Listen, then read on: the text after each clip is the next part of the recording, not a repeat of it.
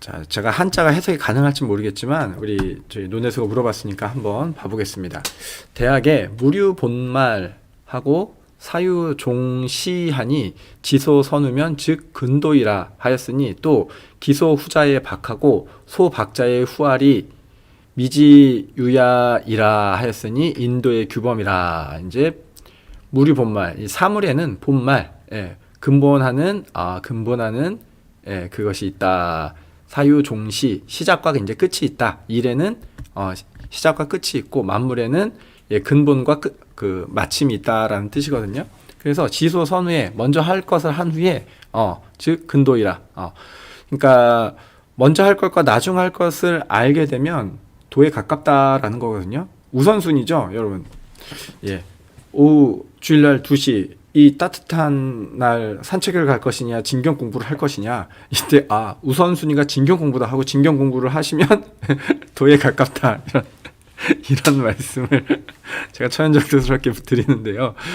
그렇게 우리가 도라는, 나한테는 시간과 뭐 돈이랑 이런 거 주어져 있잖아요. 근데 이런 걸 쓸 때는 항상 우선순위가 이제 고민이 됩니다. 뭘 먼저 할 것이냐, 나중에 할 것이냐. 근데 먼저 할 것과 나중 할 것을 알기만 해도 도에 가깝다. 그래서 이 후할 것에 박하고 박해야 될 것에 후하면 이제 말아먹는다라는 뜻이에요. 이렇게 되면은 바르게 가지 못한다. 이것이 바로 인간이 걸어가는 길의 규범이다라고 말씀을 하고 있는 거거든요. 그러니까 무엇에 후회해야 되는지, 무엇에 박해야 되는지, 우선순위, 내가 가진 돈으로 어디다 써야 되는지, 나 꽃단장하고 나 자신의 부귀영화를 위해 쓸 것인지, 상gem의 대운대사를 위해 쓸 것인지, 막 이런 수많은 선택들이 있죠. 여기서 먼저 할 것과 나중 할 것, 이것을 구분할 수만 있어도 도에 가깝다라는 그런 말씀이 이제 223절 내용이고요. 224절 사지당왕이 제어 천지요 필부제인이라 연이나 무인이면 무천지고로 천지생이하야 용인하나니 이 인생으로 어떠한 일이 이루어지는 것은 그 근본 원인이 천지에 있는 것이지 반드시 사람에게 있는 것은 아니다. 그러나 사람이 없으면 천지가 무용하므로 이루어지는 것은, 어떤 일이 이루어지는 것은 다 천지에 있는 것이지 사람이 반드시 그렇게 하는 것은 아니다. 하지만 천지는 사람이 없으면 아무것도 아니다라는 거죠. 그래서 천지가 사람을 사서 쓴다. 중요한 일이 있을 때 사람이 반드시 이루진 않지만 천지의 일을 이룰 때 천지가 사람을 낳아서 쓰는데, 요번 생에 천지가 사람을 쓰고자 하는데 거기에 참여하지 못한다면 그 어찌 인생이라 할 수 있겠느냐. 요거 구천상님께서 이 말씀을 팔짱 마무리 하시는 건 뭡니까? 이제 세상에 도를 내놓고 도를 따르게 하고 도를 세우고자 하는데, 그래서 구천상제님께서 이제 이 세상에, 여기 위에 말과 똑같죠. 이 일의 선으로 알아라. 뭔 얘기입니까? 도를 딸 것이냐, 아니면 그 일생 내 자신의 부귀영화를 추구하며 살 것이냐 선택을 해라. 그리고 천지가 이제 사람을 쓰고자 하는데 이 중요한 일에 참여하지 못하면 그거 인생이라 어찌 할 수 있겠느냐. 요런 얘기가 이제 그런 거예요. 그러니까 요 두 개를 합치면 뭐다? 도 닦는데 인생을 좀 투자해라. 이런 말씀이 숨어져 있는 거죠. 이 뒤에도 이제 수많은 구절들이 이렇게 나열이 되어 있습니다. 왜 이렇게 막 구절들이 많이 나열이 될까요? 여러분? 그런 생각 해보셨습니까? 8장 후반부 보면은 막 이렇게 보면서 언급이 많아요. 상님께서 내가 보는 일은 한 나라의 일뿐이면 쉽지만 천하사행별로 이렇게 더디다. 세상이 어떻게 간다. 이런 얘기들을 막 하시는 거는, 상제님은 이제 좀 있으면은 다음 해, 이게 1908년이거든요. 1909년에는 모든 걸 완성하시고 이제 화천하셔야 되잖아요. 남겨진 사람들이 불안하기도 하고 안쓰럽기도 하고, 그러니까 계속 이렇게 권면의 말씀을 이렇게 해주시지 않나라는 그런 생각을 좀 해보게 됐었습니다. 여러분, 체면장이라고 아십니까? 처음 들어보시는 분도 꽤 많으실 거예요. 이 체면의 그 체면은 이거죠. 제가 내 체면이 있지 어떻게 그럽니까? 요 체면이에요. 그 사람 얼굴, 내 낯이 부끄럽지 않게 한다는 그 체면이거든요. 그 체면장인데, 요 체면장이 어디에 나오냐면 8장 194절에 나와요. 요러면서 여기서 구천상제님께서, 우리 구천상제님은 여러분 어떤 분으로 알고 계십니까? 네, 상제님이잖아요. 그렇죠? 하늘에 제일 높으신 분이죠. 구천상제님께서 하루는 공사를 행하실 때 이렇게 말씀하십니다. 네, 체면장이라고 하시면서 이렇게 말씀하세요. 유세차 무신, 이거는 뭐 저기 많이 보셨잖아요. 그래서 12월 7일 도술 땡땡땡은 이제 구천상제님의 조남입니다. 감소고우 엎드려서 빕니다라는 거예요. 구천상제님께서 이렇게 엎드려서 빈다.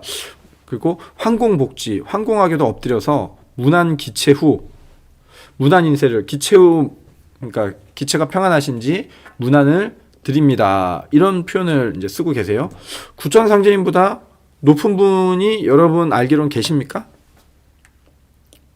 여러분, 나는 우리 배울 때 그랬잖아요. 구천상제님이 가장 높고 도주님께서도 늘 구천상제님을 받들었잖아요. 구천상제님보다 더 높은 분이 계실까? 안 계시는 것 같은데. 근데 구천상제님께서 엎드려서 문안을 엿줍는다라는 표현을 쓰고 계세요. 그래서 만사 불충 불효 무서신, 결국은 다 죽게 생겼습니다. 뭐 때문에? 충도 없고 효도 없고 질서도 없어서 이 몸뚱이가 다 죽게 생겼습니다. 사람들이 싹 다 죽게 생겼습니다. 음축 군어 부사 해가지고 이 스승께 이제 엎드려서 이제 그 군주 아버지 스승, 세상에 뭐가 다 없다. 군주와 아버지와 스승도 모두 없어졌다. 어디서 많이 듣던 표현이죠. 이렇게 되었습니다. 그래서 기체 후 천망복망한다라고 이렇게 말씀을 하고 계시거든요. 요게 이제 저도 사실 내용을 잘 모르겠어요. 내용은 이게 왜 체면장, 구천상제님의 체면에 대해서 왜 이렇게 말씀을 하시는 걸까? 이런 부분들이 좀 많이 의문이 됐었었는데, 이걸 옛날에 설명해 주신 분이 계셨어요. 그게 맞는지 어떤지 모르겠어요. 근데 요때는 이제 그렇게 설명을 하는 분이 있어서 여러분 참고사항으로 알아가라고 이제 말씀을 드리는 거예요. 구천상제님이 이 땅에 계셨잖아요. 그리고 구천상제님이 일반 종도들을 위해서 공사를 많이 봅니다. 그래서 이 세상을 살아가는 모든 존재들을 위해서 공사를 많이 봤는데, 저 위에 천상계에는 이제 구천상제님의 원신에 계시고, 이 이제 분신이 보통 인간 세상으로 와서 태어난다라고 얘기를 해요. 그런지 안 그런지 저는 잘 모르겠어요. 천상계는 잘 모르겠는데, 그래서 인간의 육신으로 오신 구천상제님이 천상계에 계신 구천상제님께 이제 체면장이라고 해서 말씀을 드리는 거예요. 왜냐면 이 땅에 육신으로 와서 공사를 받던 내 체면을 보아서, 원래 사람들은 이 충도 없고 효도 없고 질서도 없어서 결국 다 죽게 생겼는데, 이제 그 문안 인사를 보면서 이 엎드려 빕니다. 그러니까 뭔 얘기입니까? 내 얼굴을 보아서 이 백성들을 살려달라라는 그런 얘기다라는 교화를 제가 들은 적이 있어요. 그래서 이거랑 참 비슷한 부분이 우리 기지항복 치성이거든요. 기지항복 치성 충문을 제가 옛날에 한번 해드렸었는데, 그 기지항복 치성 충문은 그러니까 감천으로 이주한 도인들이 너무 살기가 힘들단 말이에요. 얼굴을 크게 해갖고 보여드리겠다. 괜히 이거 한자 하면 어려우니까 제 얼굴 보면서 얘기를 잠깐 나누시죠. 이 체면장과 기지항복 추성충문이 비슷하게 느껴지는데, 그런지 안 그런지는 잘 모르겠지만 구천상제님에게 비는 거죠. 도주님께서 그 감천으로 도인들이 이주해 왔는데 먹고 살기도 힘들고 비바람도 너무 크게 불어서 집을 지어놓으면 무너지고, 이래서 도인들이 살기가 너무 힘드니까 상님께서 비는 충문으로 기지항복 치성을 충문을 쓰시는데, 그 충문 내용이 뭐냐면 온 마음을 바쳐서 구천상제님을 지금 도주님께서 믿어왔습니다. 그리고 이렇게 믿어온 세월이 얼마입니다. 근데 이 성인의 길은 천지보다 먼저 하여도 천지가 따라오고 천지보다 나중에 하여도 서로 어금이 없습니다. 천지도 그러할진데 귀신도 당연히 이 성인, 여기서 말하는 성인은 우리 도주님이요. 성인의 길에 모두 엎드려서 함께 하고 있습니다.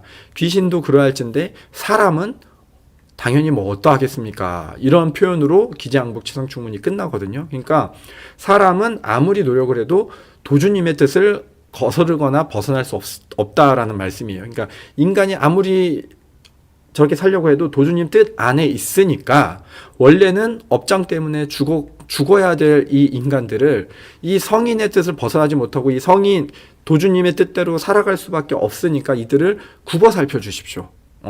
나의 뜻을 거스르지 않고 이 일에 참여할 겁니다. 구천상제님. 그러니까 이 자기 스스로 죽을 수밖에 없는 이들을 살려주십시오라는 이런 발언이 기재양복치성 충문이라면 지금 방금 보여드렸던 체면장은 인간의 육신으로 오신 구천상제님이 이제 천상계에 있는 구천상제님한테 나의 이 체면을 보아서 이 육신으로 와서 공사를 보면서 백성들을 살폈던 이 체면을 보아서 지들 스스로의 죄로는 이제 충도, 효도, 열도 없어서 다 죽게 생겼지만 이들을 부디 불쌍히 여겨서 이렇게 도와달라라는 그런 메시지다라고 제가 교화를 들었던 적이 있어요. 근데 요 한자가 그런지는 사실은 잘 모르겠어요. 이게 잘 모르겠지만 여러분 일단은 그렇게 구천상제님도 도주님께서도 이 땅을 살아가는 이 백성들을 나의 얼굴을 보아서 살려주십시오. 나의 길을 이들은 절대 벗어나지 못하니까 불쌍히 여겨주십시오라고 이렇게 빌어주셨던, 그렇죠. 상제님들께서 우리들을 위해 빌어주셨던 이런 장면이 무국진경에도 태극진경에도 한 번씩 나온다라는 거 알고 갔으면 좋겠습니다. 그래서 여러 가지 말씀들이 이렇게 있는데 요거는 좀 넘어가도록 할게요. 8장 넘어가고 9장으로 가겠습니다. 종도들에게 하문하시기를 초목 중에 1년에 가장 속히 자라는 것은 무엇이냐 하심으로 모두 대나무거든요. 대나무. 대라고 사렘에 대의 기운이 만물 중에 제일 크니 빠르니 이를 덜었으리라 하시더니 이해에 대가 많이 쇠퇴하여 지니라. 요 해에 대나무가 이제 덜 자랐는데 그럼 이 대나무의 기운은 어디에 쓰시냐? 우리 진경 이제 우리 도주님의 저거를 보면은 알 수 있는데 대강전을 연건하실 때 대나무를 꺾어다가 벽에다가 이렇게 꽂습니다. 꽂아갖고 거기 흙을 발라서 벽을 만들어요. 그 방이 어디냐면 우리의 시법실입니다. 우리 시법실은 지금도 여러분 앞에 이렇게 대기했다가 공부 들어가죠. 똑똑똑 해서 들어가서 이제 셋이 앉아서 이렇게 하시잖아요. 흙으로 발라져 있는 벽이지만 그 안에는 뭐가 들어있냐면 대나무가 이렇게 촘촘하게 들어가 있습니다. 왜 대나무가 들어가 있는지 아시겠죠? 초목 중에 가장 속히 자라는 거, 가장 빠른 기운을 가진 풀이 무엇이다? 대나무라는 거예요. 그래서 이 대나무의 기운으로 온 세상의 사방에 상제님의 이 법방을 통한 기운이 뻗어나갈 수 있기를, 그리고 빨리 이 상제님의 일이 진행될 수 있도록 이 대나무의 기운을 우리 시법실에 써주신 것이 아닌가라고 저는 생각을 좀 해보게 됩니다. 그래서 이 대는 지금 현재 우리 시법실에 쓰이고 있다. 이렇게 아시면 좋겠어요.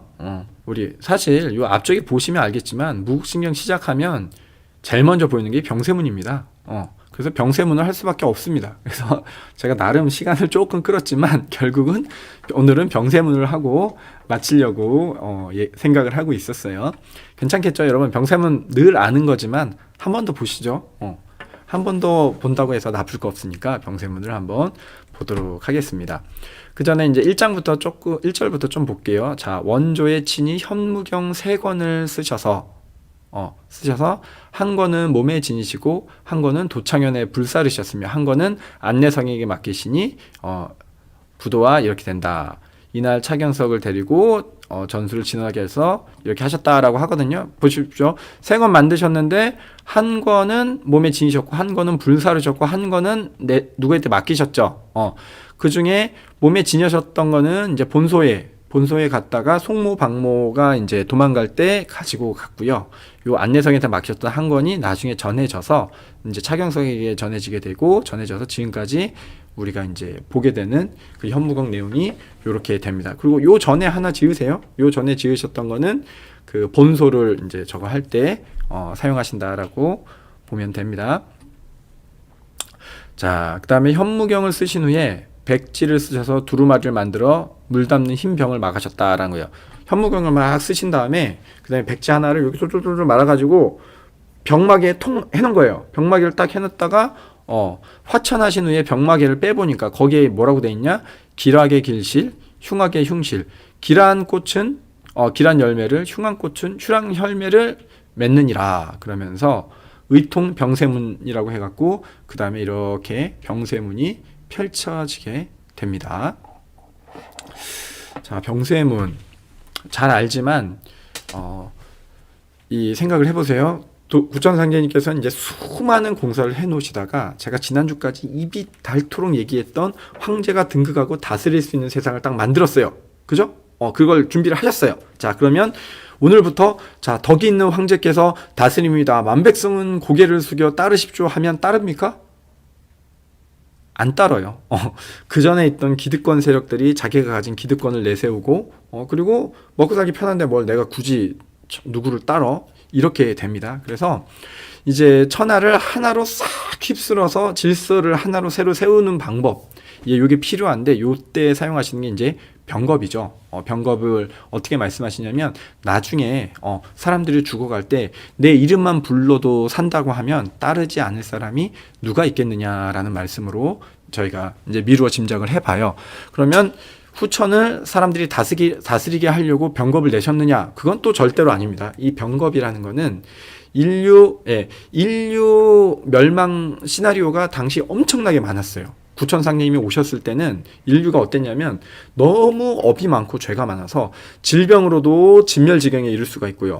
전쟁으로도 진멸지경에 이를 수가 있고요. 천재지변으로도 지구를 너무 이제 혹독하게 사용하니까 천재지변으로도 진멸지경에 이를 수가 있고요. 수많은 인류 종말 시나리오가 많았어요. 그러니까 구천상님 오시니까 요것도 안 막으면 인류가 망하고 요것도 안 막으면 인류가 망하고 요것도 안 막으면 인류가 망하고 인류가 다 죽게 생겼으니까 하나하나 막으신 거죠. 전쟁도 없애시고 화둔이라고 했고 세상에 변산만한 불덩이가 굴르면 모두 재가 된다. 그래서 이 불을 묻는 공사도 하시고 그 다음에 이 세상에 보니까 질병이 너무 많아요. 질병이 너무 많아갖고 질병으로 다 죽게 생겼으니까 모든 질병을 다 거두시는데 원래 인류가 이 병들로 다 죽어요. 5만 병으로 다 죽게 되는데 그 중에 딱 하나 남겨놓고 나머지 싹 거두시는 거예요. 나머지는 대속해서 딱 거두시고 이 하나 남은 것도 원래 인류가 자기 업장으로 죽게 생긴 거지만 이것을 낳을 수 있는 의통이라는 걸 만드셔갖고 요거는 병은 2대 의통을 내어서 이것을 다스리면서 결국은 완백성이 상제님의 통치 안으로 들어올 수 있도록 이렇게 공사를 짜시는구나 라고 생각을 하시면 돼요. 제가 옛날에 이걸 이렇게 질문 드렸어요. 상제님은 왜 병겁을 만들어서 백성을 죽게 하십니까? 이런 질문을 들은 적이 있는데 절대 그건 오해입니다. 상제님은 이런 걸 만드시는 분도 아니고 있는 걸 없애시는 분이에요. 그래서 표현을 잘 보면 이거는 그냥 둔다라는 표현이거든요. 인류가 스스로의 죄업으로 만든 것들 중에 하나를 그냥 두고 나머지는 다 대속해서 없애졌다. 이렇게 생각을 해주시면 좋겠어요. 그래서 이 병세문은 이제 의통과 관련해서 병이 왜 생기는지, 그 중에서 이제 무슨 병, 제일 중요한 게 무슨 병? 무도병입니다. 아시죠? 무도병 때문에 세상이 이제 망하게 된다라고 생각을 해주시면 돼요. 무도병 이거 어저께 몇 시였지? 자시였나? 그때 이제 교화로 또 하시더라고요. 그래갖고 잘 됐다라고 생각을 했었는데 보시면 180절, 9장 180절에 이렇게 나옵니다. 이 구천상제님께서 자리에 누우셔서 병을 2-5시간씩 번갈아서 다 앓으세요. 다 앓으신 다음에 이러한 모든 병을 대속함은 후천 창생으로 하여금 영원한 강령을 얻게 함이라. 이제 후천에 가면 아무도 병 걸려 죽지 않게 만들겠다라는 말씀이시죠. 한 가지 증세를 앓으신 후에 일어나서 약을 앓았다 하시고 용환을 거울에 비추면 대속하실 때 수척하여 열을 띠던 기상이 회복되니라 라고 하시면서 그 증세는 운기, 상한, 황달, 내종, 호열자 등 온갖 질병이었는데 그러면서 마지막 말씀이 이겁니다. 세상에 있는 모든 병은 다 대속하였으나 오직 한 가지 괴질은 남겼으니죠. 만드신 게 아닙니다. 남겼으니 곧 무도의 병이요 의통을 전하니 곧 진법의 용인이라 라고 돼 있어요. 자, 이렇게 돼 있는데 무도의 병 좀 난해하잖아요. 여러분 무도병 하면 무도의 병 좀 난해하잖아요.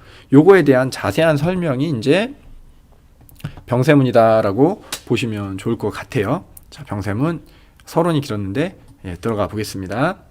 병유 대세, 병유 소세. 병에는 큰 세력도 있고 작은 세력도 있다라는 거예요.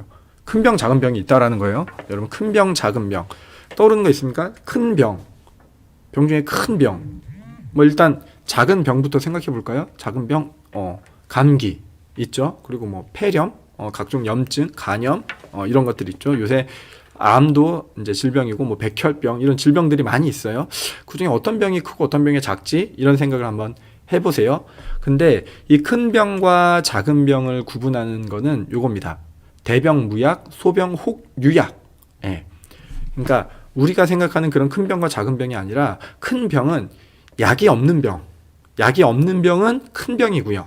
약이 혹여라도 있는 병은 작은 병이에요. 그래서 우리 감기 약 먹으면 낫죠. 요새는 뭐 암 걸려도 항암 맞으면 낫죠. 그러면 약이 있으면 작은 병이에요.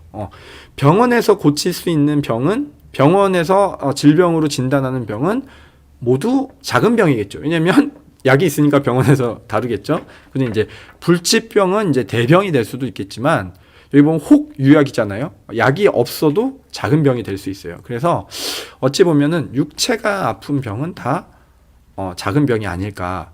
진짜 찌찌가 예, 그렇죠. 예. 중금속 중독 이런 것도 다 병입니다. 당연히 질병이죠. 예. 육체가 아픈 거는 다 이제 병이고, 그리고 우리 마음이 아픈 병이 있어요. 마음이 아픈 병. 그렇죠. 김민환에서 코로나도 괴질입니다. 예. 코로나도 괴질 중에 하나라고 저도 생각을 하고요. 근데 대병은 마음의 병이 아닌가. 요새 그런 거 많이 하잖아요. 그 선생님 누구예요? 나와갖고 애들 치료하고 우리 애가 달라졌어요. 막 이렇게 치료하는 거 있잖아요. 그런데 보면은 와, 답도 없다. 딱 보다 그러죠. 쟤는 왜 저래? 아이고, 저건 약도 없다.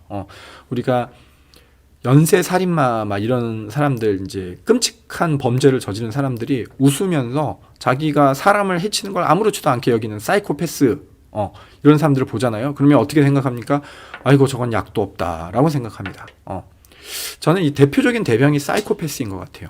타인의 감정을 느끼지도 못하고 타인의 아픔을 느끼지도 못하고 오로지 자신의 이익을 위해서 타인을 도구처럼 여기는 이런 메말라버린 이것들은 진짜 큰 병이 아닌가라는 생각이 들어요. 그래서 세상에는 큰 병, 작은 병이 있는데 약이 없으면 대병, 약이 있으면 작은 병입니다. 오은영, 네, 오은영, 그죠? 예, 오은영이라는 분이 아주 요새 큰 일을 많이 해주고 계시는데 그러하나 대병지약, 안심안실, 소병지약, 사물탕 80첩이다라고 되어 있죠.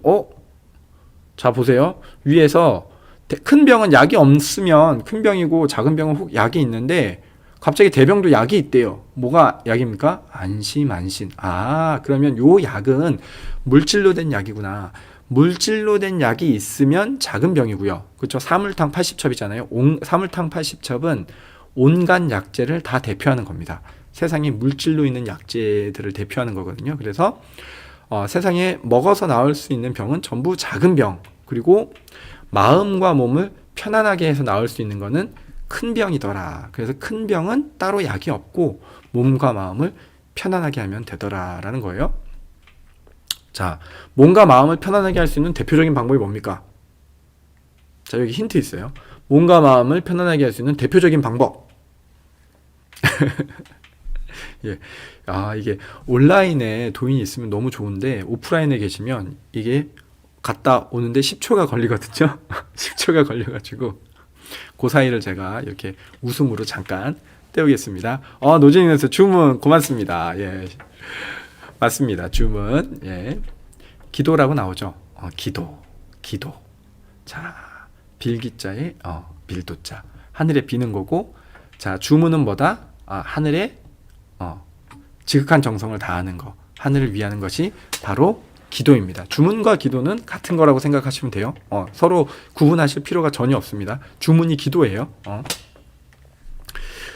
이 주문이라는 것은 수은 최재훈 선생님이 그랬거든요. 지극히 하늘님을 위하는 글이요라고 되어 있습니다. 정강인내수 명상과 기도, 예, 맞습니다.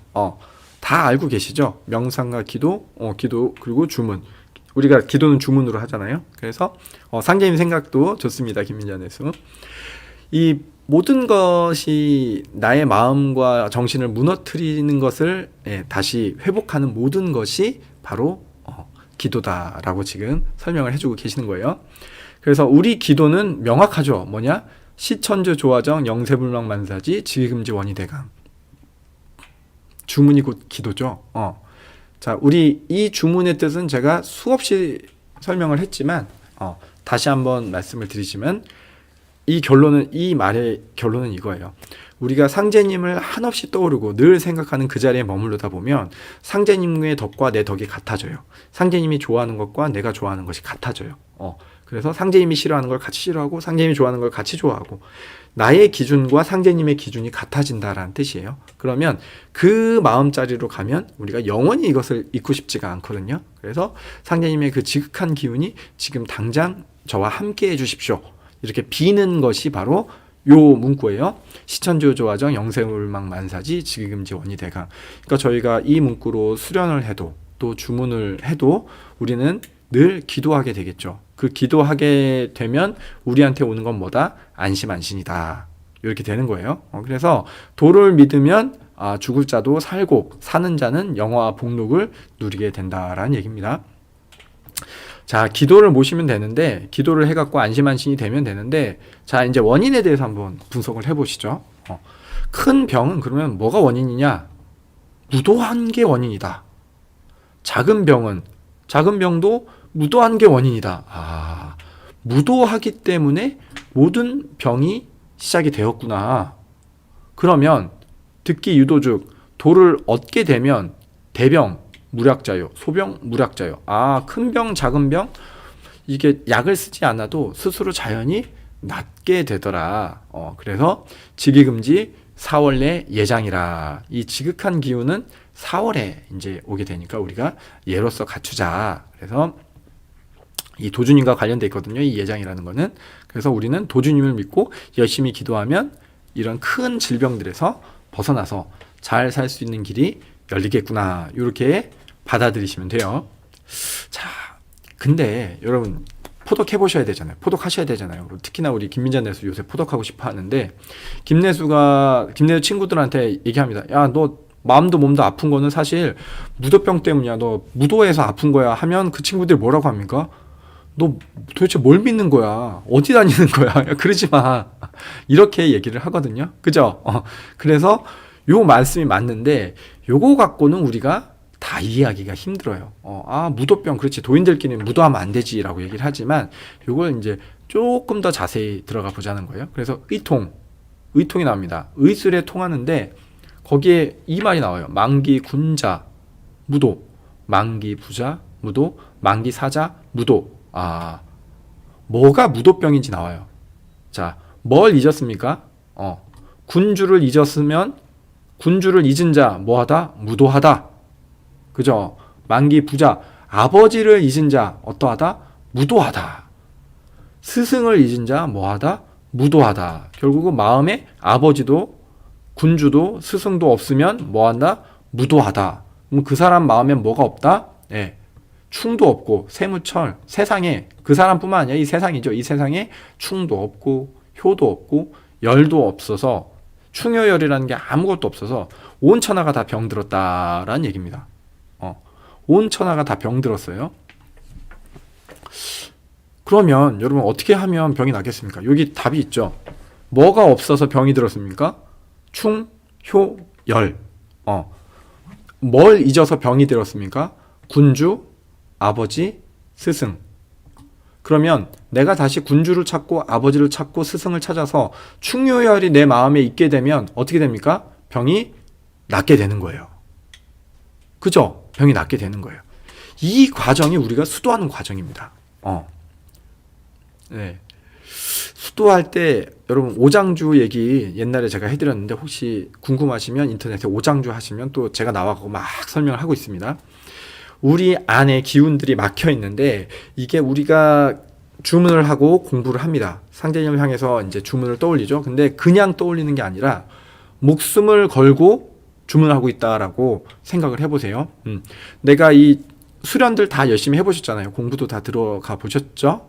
혹시 안 들어가 보신 분 계시면 좀 죄송한 것 같은데 우리가 공부도 하고 집에서 수련도 하다 보면 목 놓아 소리를 냅니다. 그러다 보면 힘이 들어요. 땀이 뻘뻘 나고 힘이 드는데 그때 생각이 듭니다. 좀 쉴까? 아니면 더 열심히 할까? 이런 생각이 듭니다. 근데 그때 한번 생각을 해보세요.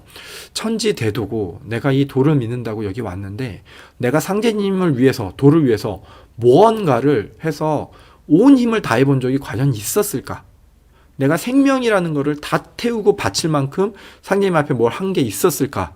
이런 생각을 해보면 그게 없었다라는 거를 분명히 알게 됩니다. 그러면 그 순간에 아무리 힘들어도 주문을 하고 주성을 하고 있는 순간에 쉴 수가 없어요. 그래서 더 지르고 이러다가 내 목이 없어져도 좋고 목이 아니라 목소리가 잃어도 좋고 이 순간에 내가 정말 열심히 하다가 탈진을 해도 좋고 내일을 완전 병상에 누워있어도 좋으니까 지금 상제님이 주신 이 주문이라는 거, 이 주문, 하늘이 주신 주문이라는 걸 하는 이 순간에 내 모든 것을 한번 태워보고 싶다.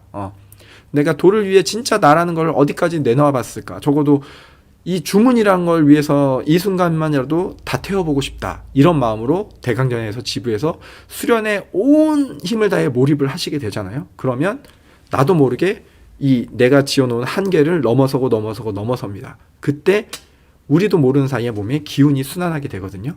기운이 순환하면서 막힌 것을 열어주게 되는데 그 막혔던 것들에게 것 안에 이런 게 다 숨어 있습니다. 군자도 스승도 이런 것들도 숨어 있고 또 사람을 측은히 여기는 마음, 좋은 것을 남에게 양보하는 마음, 나 자신을 올바른 것에 지키는 마음, 그리고 옳고 그름을 면밀히 구분하는 이런 지혜들도 우리 안에 사실 다 있거든요. 이 오행의 기운이. 근데 그런 것들이 다 막혀 있어요. 사실 우리 욕심 때문에 우리가 왜 막혔냐면 군주도 잃어버렸고 스승도 잃어버렸고 아버지도 잃어버렸으니까 도가 사라지면서 우리 몸에 있는 기운도 다 막혀버렸거든요. 근데 이거를 우리가 생각을 열어가고 학습을 해서는 안 되니 해갖고는 방법이 없으니까 상제님께서 법방을 이렇게 내려주신 겁니다. 그래서 상제님이 내려주신 법방 안에서 아까 기도가 주문이었잖아요. 상제님이 주신 주문을 온 힘을 다해서 던져서 어차피 죽을 힘을 다해도 살 길이 없었는데 이제 이 법방 안에선 죽을 힘을 다하면 살 길이 열리는 거죠. 그러니까 상제님을 믿고 온 힘을 다해서 목숨을 내어놓고 우리가 주문을 하게 된다면 우리도 모르는 사이에 막힌 것이 열리게 됩니다. 이 막힌 것이 열리게 되면 어떤 작용이 일어나냐면 갑자기 내가 얼마나 교만한 인간인지, 내가 얼마나 사람들에게 함부로 했는지 이런 것들이 자꾸 떠올라요. 이거 다 경험해 보셨을 거예요. 자꾸 떠올라요. 내가 올바르다라고 주장하면서 이거는 참 올바른 건데 왜 사람들은 이 올바른 걸 하지 않나 라면서 막 주장했던 것들. 그리고 저 사람은 왜 저 위치에서 저렇게 바르게 행동하지 못해 라면서 비난했던 것들. 그리고 그 모든 것들이 하나하나 자꾸 보이기 시작합니다. 내 자신을 보는 거죠. 제가 주일만 되면 제 자신을 보는 거 그런 거에 대해서 이번에 또 방송 때도 계속 그 얘기를 했지만 내 자신의 모습을 본다라는 건 나를 객관적으로 보는 거고 그걸 봤을 때 분명히 알게 되는 거죠. 내가 하면 로맨스, 남이 하면 불륜으로 세상을 보고 있다가 이제 아는 거죠. 내가 해서 불륜이면 남이 해도 불륜이고 내가 해서 로맨스면 남이 해도 로맨스인 거죠. 이런 잘못된 가치 기준들을 하나하나 열어서 보다 보니까 뭘 알게 되냐면 내 머리 위에 아무도 없구나. 이걸 알게 됩니다. 내가 존경하는 사람이 누가 있을까? 내가 진짜 윗사람으로 봤던 사람이 누가 있을까? 언제나 내 안위와 내 생명이 먼저였고 좋은 관계를 위해서 임원료, 포령료, 포정료 이렇게 했지만 진짜 내 마음에서 윗사람으로 인정한 사람이 있었을까? 우리 도인분들이 임원 중에 그렇게 높은 기준 말고 임원 중에 내가 이분이라면 마음을 다 바쳐서 함께 할 수 있는 사람이다. 생각한 사람 있었을까요? 이분이라면 진짜 내 마음을 다해서 따를 수 있는 사람이라고 여길 수 있는 사람이 있었을까요? 나도 모르게 세상에서 가장 높은 사람은 다 내가 되어 있습니다. 그러니까 사장 네가 뭔데? 아버지? 우리 아버지 몰라요. 내가 더 배웠지 아버지가 뭘 배웠어요. 대통령 저 사기꾼이지. 저거 뽑아놨더니 일은 선생님 요새 선생님 어떻습니까? 당신이 뭔데 내 아들을 때려? 옛날 우리 아이를 때려? 이렇게 하면서 옛날에는 선생님 선생님 그림자도 밟지 말아야 됩니다 라고 이렇게 얘기를 했었어요. 근데 우리 안에서 어느샌가 나도 모르게 점점점 뭐가 되냐면 내가 세상에서 최고 높습니다. 우리 잘 생각해 보세요. 상제님 높은 것 같죠? 진짜 그런지 안 그런지 이건 정말 냉철하게 자신을 봐야 될 필요가 있어요.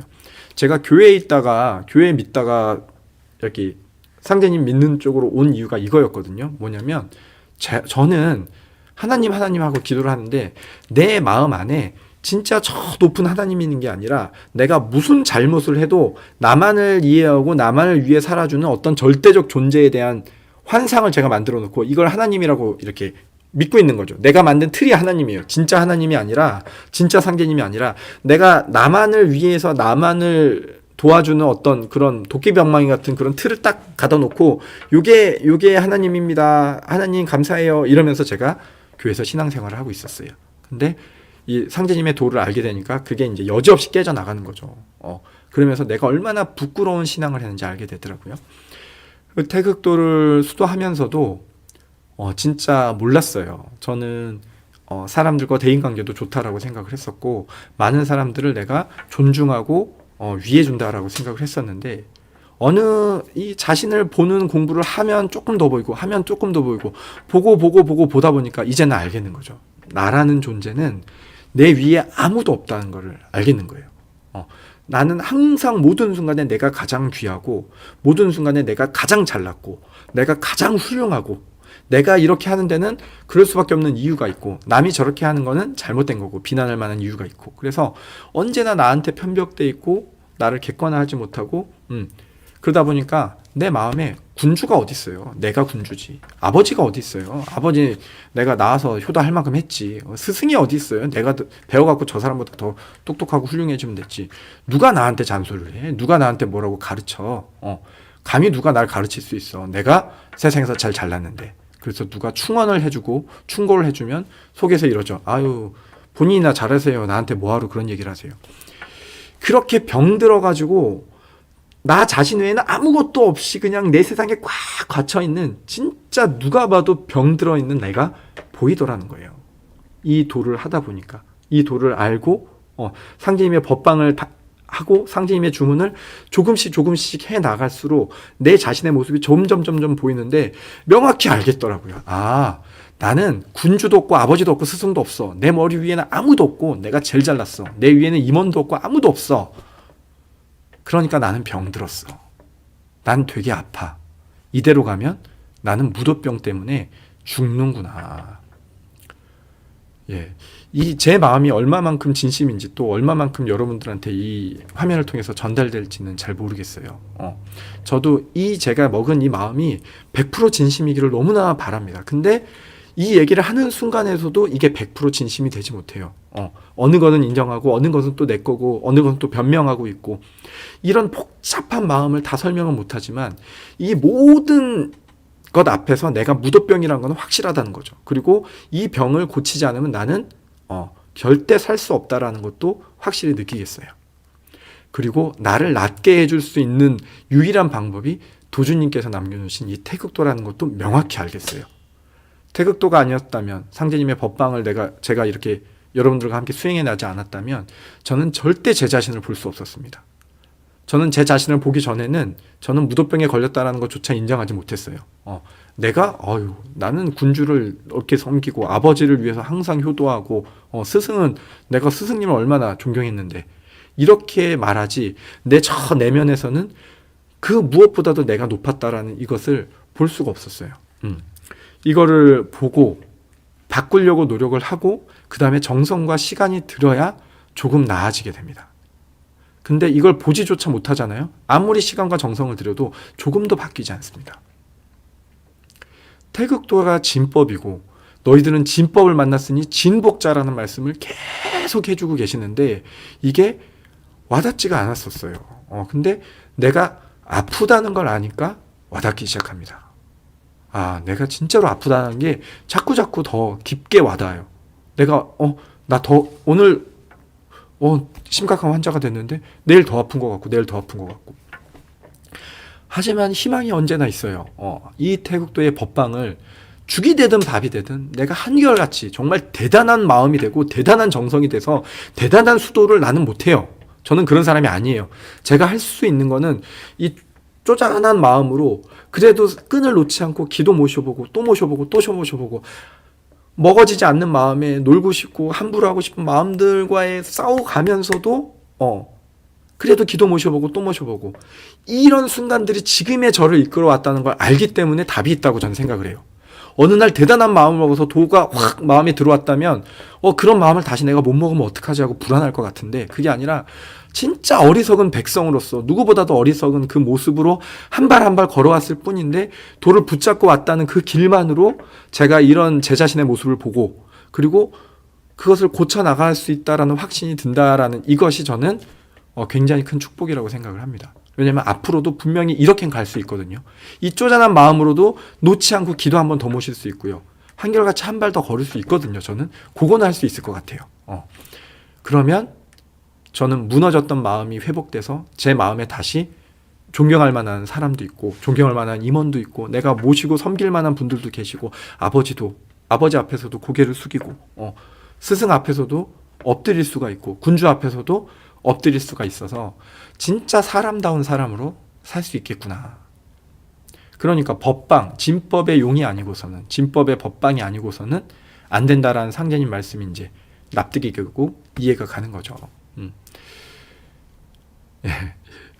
예. 함께 격하게 공감해 주시는 분들이 계셔서 너무 감사합니다.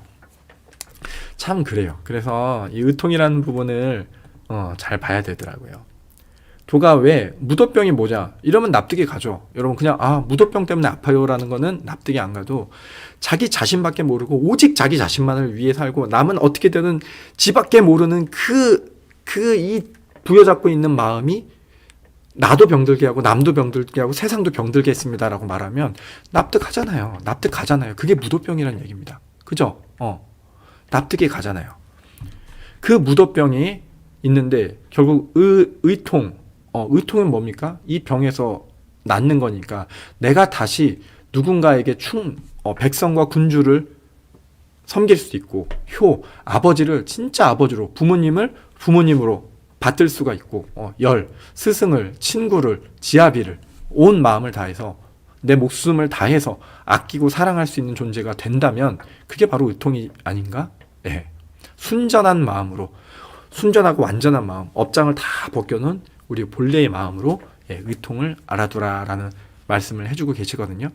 본래의 마음을 찾으려면 태국도의 법방 앞에서 업장을 하나하나 벗겨서 본래의 마음을 찾으면 됩니다. 이 말들이 되게 납득이 가시면서 머릿속에서 쫙쫙 펼쳐지셔야 돼요. 이 말은 이거고, 이런 상제의 말씀이고, 이렇게. 왜냐면 진경 공부를 지금까지 해오셨잖아요. 그러니까 지금까지 여러분 우리 함께 했던 진경 공부에서 상제님 마음이, 상제님 뜻이, 상제님의 계획이, 그걸 통해서 우리에게 주어진 이 삶과 도와 이런 것들이 여러분 안에서 이제 나래를 펼치면서 쫙쫙 피어나셨으면 좋겠어요. 진경 공부를 벌써 몇 달째, 아까 박하선 포령하고 얘기해봤더니 11월 1일에 시작을 했다고 하더라고요. 그러면 11, 12, 1, 2, 이제 3월에 접어드는데 5개월째가 되는 것 같아요. 이 긴 시간 우리 함께 하면서 많은 생각과 이것들을 공유했잖아요. 이제 우리 상제님의 향한 우리 도에 대한 생각들을 활짝활짝 피어내셨으면 좋겠습니다. 어떻게 3시 20분이에요. 여러분 잠깐 얘기한다고 했는데 벌써 시간이 이렇게 됐습니다. 요거 병세, 그래도 여기서 마무리하는 건 너무 아쉽고, 요거는 좀 읽어볼게요. 병의 세력은, 병세죠. 병생은 유천하지 병자, 용천하지 약, 궐병내요. 그 천하에 병이 있는 사람한테 약을 쓰니까 스스로 낫게 되더라. 성부, 성자, 성신, 세 분이 계세요. 원영이정, 봉천지 도술약국, 제전주 동곡, 생사판단, 이렇게 돼 있죠. 원영이정은 만물이 순항하는 어떤 이치고요. 성부, 성자, 성신이 다 계신 어디? 봉천지, 천지에 받드는 도술 약국이 있다라는 거죠. 도술 약국이 있어요. 도술로서 병자를 이게 약을 주는 약국이 있어요. 어디? 전주 동곡, 전주에 있는 동곡 이제는 이렇게 생각이 가시죠. 동곡은 9고을, 구리로 된 금은 동 중에 동이거든요. 구리로 된 고을이라는 뜻이고, 동곡이니까 이게 음동을 해가지고 9고을이라는 뜻이 돼가지고 동곡 약방이니까 이게 감천이다. 뭐 이렇게 제가 막 지금 설명을 제대로 하고 있는지 모르겠는데, 이 동곡이 한글로 구리로 된 구리니까 구리골이란 말이에요. 구리골. 금은동 해서 그 구리였는데 우리 구리선을 써야 되는 구리였는데 거기가 구리골로 불렸단 말이에요. 구리골은 음동으로 아홉 고을이란 뜻이다. 요 얘기 앞쪽에도 몇 번 했죠, 제가. 그래서 아홉 고을로 된 거 떠올리면 어디? 감천. 제 전주 동고 감천에 봉천지 도술약국, 도술로서 약을 주는 천지를 봉하는 약국이 있구나. 어디겠어요, 여러분? 이제는 정확하게 매치가 되죠. 대강전을 말씀하시는 거구나. 거기서 뭐가 일어난다? 생사 판단이 일어난다. 성부, 성자, 성신. 우리 신위에 보면, 원위에 보면 세 분 모셔져 있어요. 구천상제님, 도주 옥황상제님, 그 다음에 서가열의 부처님. 세 분이 원위에 모셔져 있어요. 세 분이 모셔져 있는 거기에 생사 판단이 일어나는구나. 그럼 거기에 약이 있구나. 요렇게까지 좁혀지는 거예요. 그러니까 태국도 공부 막 이렇게 강조를 하는 겁니다. 병세문이 싹 이제 결론이 나죠. 어디로 가면 되겠구나. 태국도 믿고 공부하고 상진 법방대로 따르면 어떻게 된다? 약을 얻게 되니까. 우리 약을 거기서 약을 받은 사람은 어떻게 된다? 대인대의가 돼요. 대인대의가 되니까 병이 없어져. 무병. 이런 거였구나. 병세문 이제 보니까 대강정 가서 상진 법방대로 수도하라는 얘기구나. 그러면 질병의 원인은 충효열이 없고 이거였는데 이거를 어디서 회복되느냐? 대강정 공부 법방으로 이렇게 맞구나. 이렇게 하시면 돼요.